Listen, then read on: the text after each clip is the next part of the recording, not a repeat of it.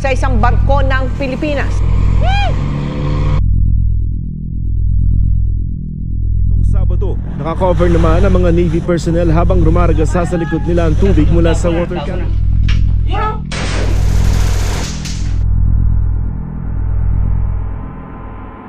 Ang korupsyon po ay hindi titigil sa ating bansa.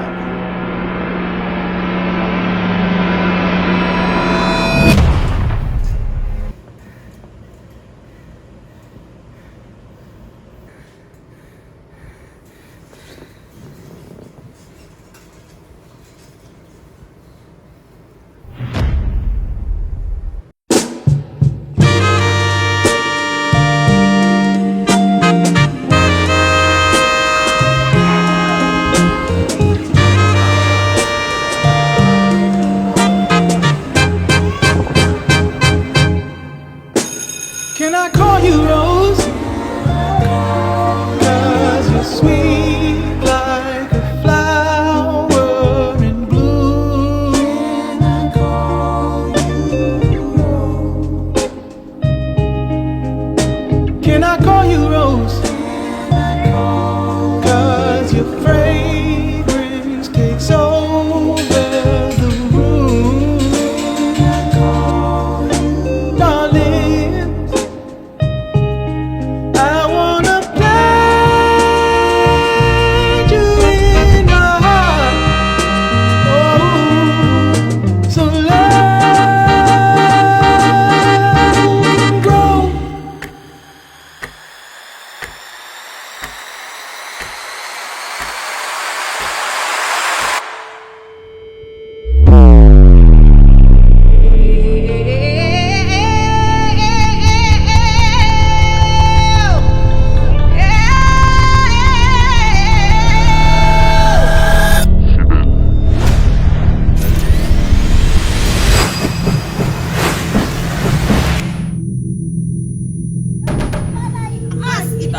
Babaan ang buwis! Babaan! Babaan!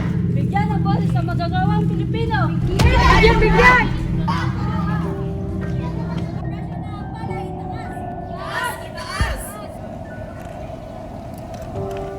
Ginoo. Oh, ikaw ba'y kakilala ko? Sapagkat ang iyong mukha'y napaka-pamilyar at parang kamukha mo ang aking tiyo.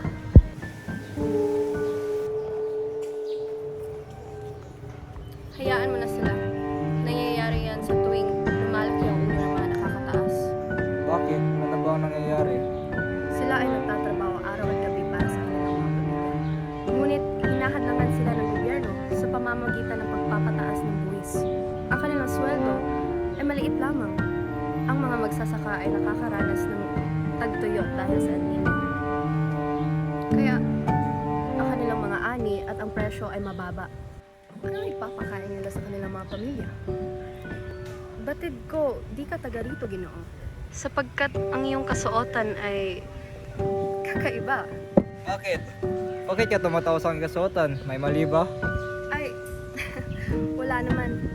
Halika na't sumama ka sa akin para makapagpalit ka upang hindi ka suguri ng mga sundalo. Saan mo naman ako dadalhin? Sa bahay ni Don Juan.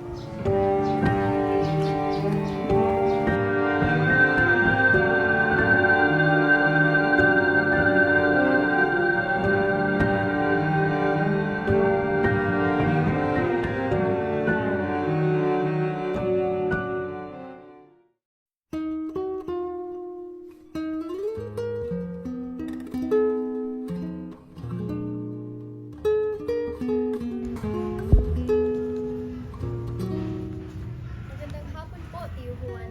Oh, magandang hapon din, Clara. Oh, Clara, parang may bago akong kasama. Pwede mo ba siya ipakilala sa akin? Ito po pala si... Ito po si Don Benitos. Magandang hapon po, Tio Juan. Ako nga po pala si Don Benitos. Ikinagagalak ko makilala ka doon, Benitos. Sana'y magkaroon tayo ng maikling room. Sige po, mabalik po ako dito. Clara, ba't napaka-pamilyar na mukha ni Don Juan? Baka nakita mo na ang kanyang pangalan sa mga dyaryo at libro, sapagkat siya'y kilala bilang manunulat.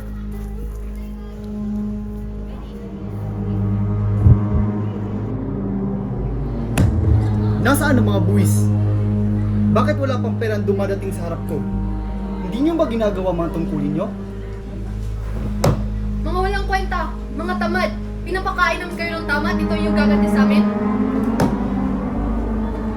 Ano bang ginagawa niyo dito? Alis!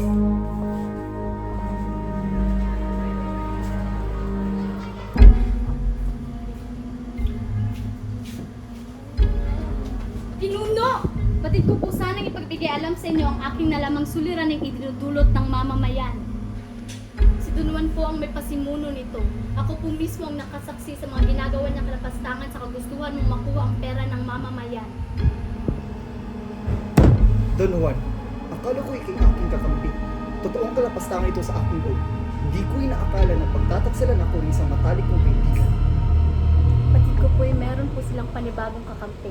Nadagna nga lang Don Binitos. Hindi siya taga rito sapagkat base sa kanyang kasuotan, siya ay naiiba sa atin. Hanapin yung 3 tao na iyan.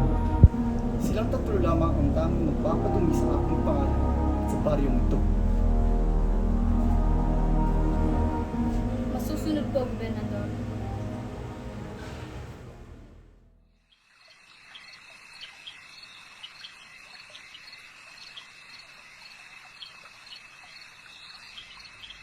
Ikaw pala, Don Juan, na may pakana nito. Lumanda ka sa akin. Nako, Gobernador Suelo, ang sama talaga ng mga talik mong kaibigan. Baka ginawa niya yan simula pa nung una. O Suelo, ano ang kasalanan ko? Gusto kong patahimikin mo ang pagtataskin na yan. Ayokong makitang buhay pang tao yan. Intindihan mo? Oo, Suelo, masusunod ko.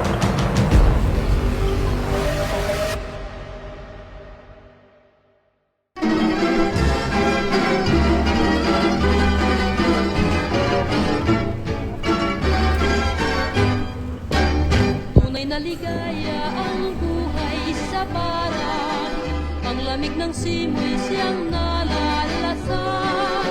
Ang pag-ibig ay laging pangarap, siyang aliwan. Yes, ketong gaon ka niya.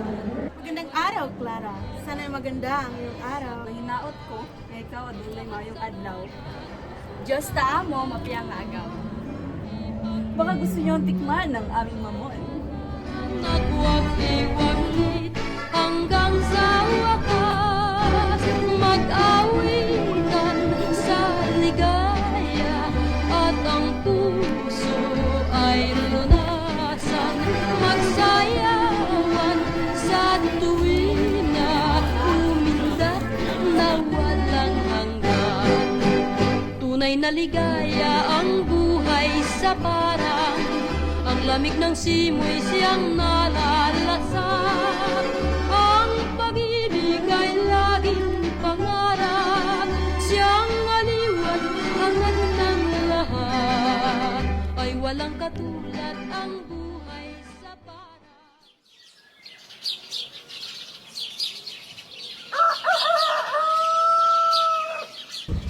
At sinabi na kanilang ina at pumunta na sila sa bahay.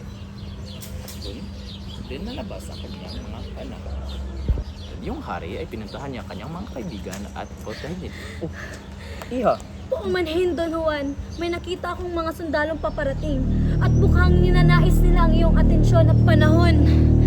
Po kaya, huwag kang mag-alala. Baka inimbitahan ka lang ni Don Suelo sa kanyang kaarawan. Iho, sige na, maglaro ka muna doon. Sige po.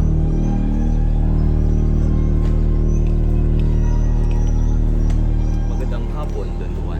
Batid ko sanang ihatid itong sulat na galing kay Gobernador Suelo.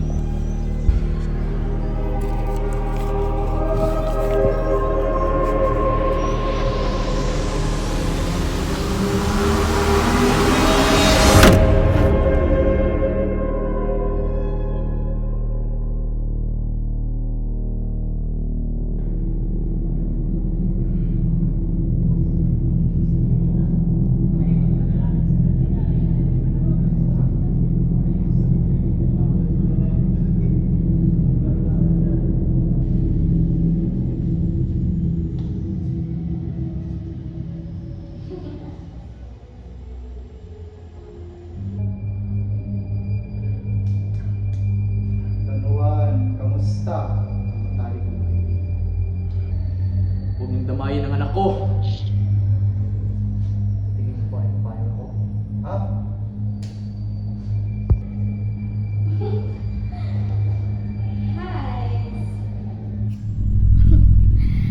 Napakasaya kong makita kang nakagapos at humihingi ng tulong, Don Juan.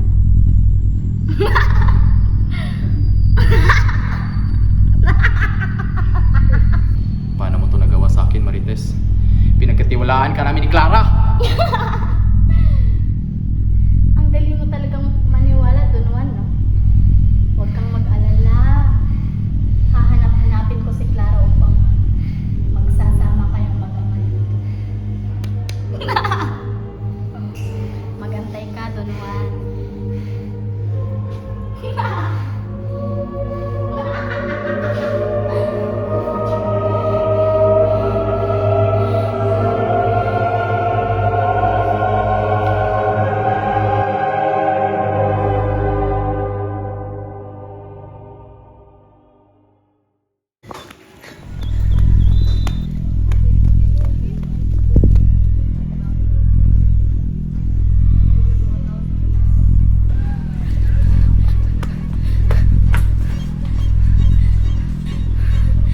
Magandang hapon, Clara. Batid ko ay hindi mo pa ito alam. Pero ang iyong tiyo Juan ay nasa delikadong sitwasyon. Hindi ko inaasahan na magiging ganito ang planong pabagsakin si Don Suelo. Ano? Ang aking tiyo ay nasa panganib? Clara, alam mo at alam ko ang plano ng iyong tiyo Juan. Pero dapat nating gawin ang nararapat. Oo nga, tama ka. Kunin mo ang libro at umalis na kayo ngayon.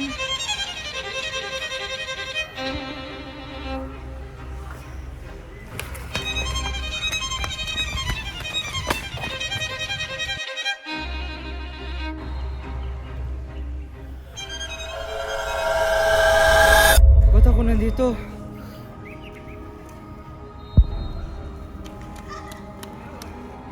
Alam ko kung saan ka naggaling at kaano-ano mo si Don Juan, Fidel. Alam ko ang lahat sapagkat ikaw ang magpapatuloy sa misyon ni Tiyo Juan. Bakit? Bakit ako? Tanging si Tiyo Juan lang ang makakasagot ng iyong katanungan.